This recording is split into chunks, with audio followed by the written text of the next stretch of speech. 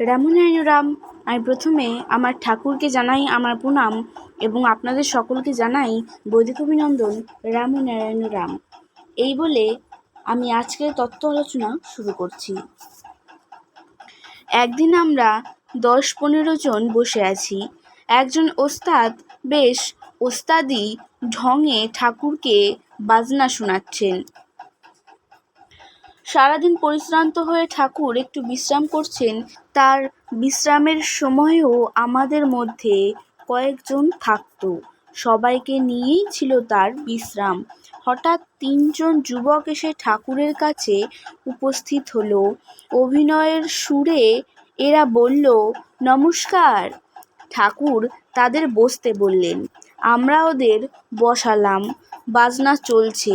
কিছুক্ষণ পরে ঠাকুর তাদের জিজ্ঞেস করলেন, কোনো প্রয়োজন আছে কি?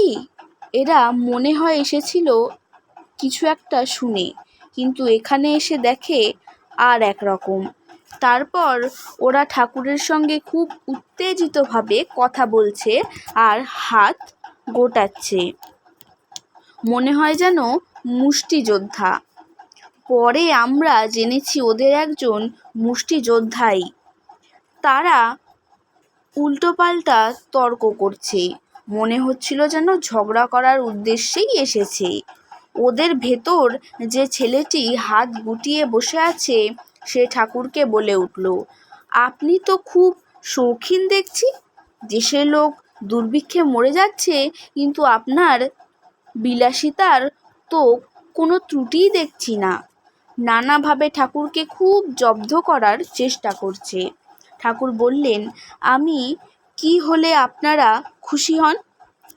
ছেলেটি বলছে, আপনি থাকবেন বেশ নেংটি পরা এবং অন্য কোনো বেশভূষা থাকবে না। ঠাকুর বললেন, তাতে আপনারা ওরকম পোশাক পরলে কি মনে করবেন?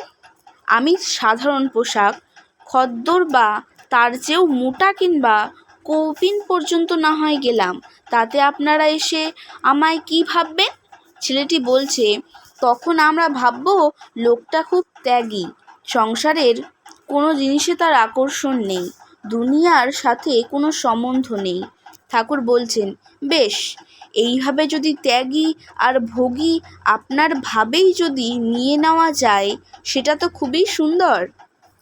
আর আপনার চিন্তাধারা তো দেখছি খেলা করছে শুধু পোশাকের মারপ্যাঁচে। আপনার চিন্তা বুঝি পোশাকই চিন্তা? পোশাকের সাথে সাথে আপনার চিন্তা বুঝি পরিবর্তিত হয়? আর যারা ন্যাংটা তারা কি আপনার কাছে? সে বলল, তারা অসভ্য। ঠাকুর বললেন, তবে একটা কিছু নিবারণের জন্য থাকা চাই বুঝি? আর আপনারা এসে আমায় কোনো কথা জিজ্ঞেস না করে, পরিচয় না দিয়ে হঠাৎ এরূপ মন্তব্যের কারণ কি? আর আপনাদের চিন্তাশক্তির যে গতিবিধি, তার উপর নড়চড় করাটা কি বিধেয়? আমার ব্যক্তিগত মনের দিক দিয়ে কি আছে বা না আছে, পোশাকে যতটুকু এফেক্ট করছে না করেছে, তা তো আপনি জিজ্ঞেস করার প্রয়োজন বোধ করেননি। আমারও সেই প্রশ্ন আপনার কাছে। আপনি কি পোশাকি মনের পরিচয় দিয়ে যাচ্ছেন আমার কাছে?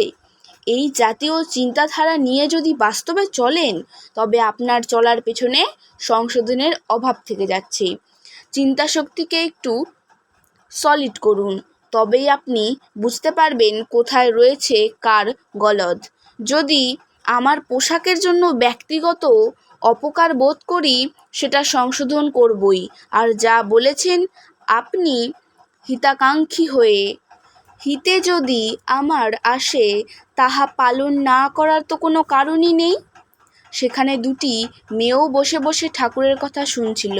ঠাকুর হঠাৎ বললেন, আপনি যে আমার সঙ্গে কথা বলছেন, কিছুটা অংশ ব্যয় করছেন মেয়েদের দিকে আর কিছুটা আমার উপর ব্যয় করছেন। আপনি দেখছি বেশ মেয়েলি মিশ্রিত হয়ে মিশ্রিযুক্ত অবস্থায় কথা বলছেন। এ কি আপনার ক্রেডিট নেওয়ার জন্য? তাতে ভালোবাসা মিলবে না। অল্প বিদ্যা ভয়ঙ্করী, তা তো জানেন। সুতরাং ভয় পাবে মিশতে আপনার সাথে। যে আশাতে ফাঁদ পেতেছিলেন তার গোড়ায় নিষ্ফলই যে রয়ে যাচ্ছে। আপনার জন্যই বলছি, যদি বাস্তবিক কিছু চাওয়া মনে করেন তবে সেই চাওয়াকে চাওয়ার মতো করে নিন না। হালকাভাবে বেলুনের মতো উড়িয়ে পিছু পিছু দৌড়াবার মানে নেই, পিছু ছোটার মানে নেই।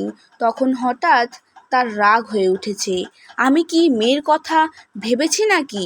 ওটা মিছে কথা।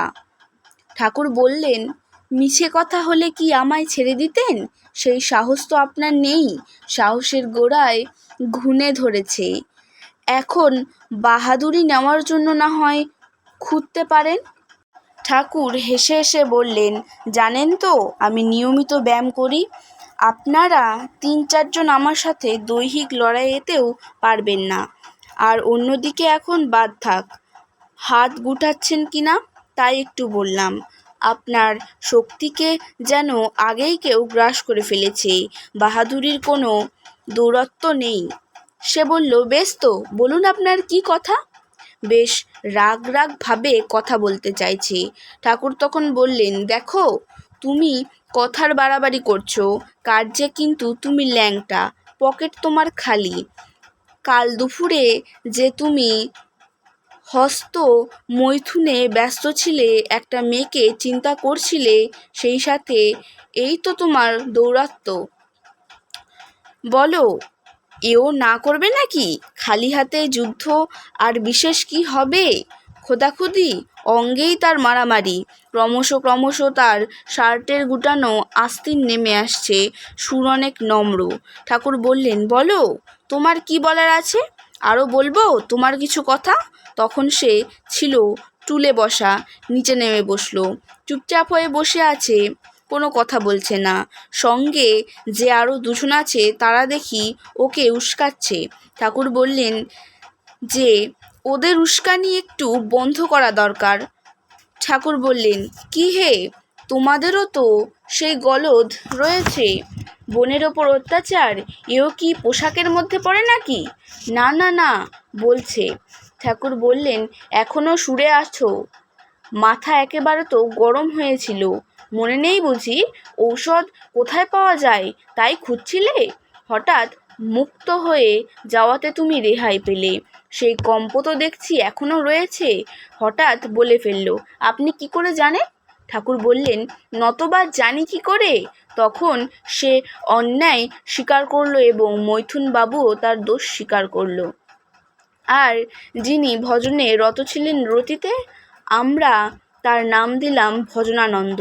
খুব রগরের ভেতর দিয়ে সব গুরুতর জিনিসগুলোকে সহজ করে ঠাকুর হালকা করে দিলেন, কারণ অল্প বেশি সকলেই দোষগুণ মিশ্রিত কিনা তাই। ঠাকুর সাধারণত এরকম বেইজ্জত কাউকে করতেন না, তবে মাত্রা ছাড়িয়ে গেলে তাদের বড় বেশি দুর্ভোগ ভুগতে হতো। এরূপ মাত্রা ছাড়িয়ে গেলেই তাদের জন্যে উপযুক্ত ঔষধের ব্যবস্থা করতেন। কথায় আছে, যেমন কুকুর তেমন মুগুর, প্রয়োজন বিশেষে তার দরকার হয়। তবে একটা সুবিধে আছে, ওই জায়গায় খোলাখুলি সব বললেও কারো সম্মানের লাঘব হয় না। তারপর দিন ওই ছেলেরা এসে দীক্ষা নিয়ে গেল, আর আমরা তো আসন ফুল দিয়ে আছি। আজকের তত্ত্ব আলোচনা আমি এখানে শেষ করছি। দেখা হচ্ছে পরের ভিডিওতে। ভালো থাকবেন, সুস্থ থাকবেন। রাম নারায়ণ রাম। প্রতিদিন এরকম নতুন নতুন ভিডিও দেখতে হলে আমার চ্যানেলটিকে সাবস্ক্রাইব করবেন এবং পাশে থাকা বেল আইকনটি প্রেস করবেন। ভালো লাগলে লাইক, কমেন্ট এবং শেয়ার করবেন। ধন্যবাদ।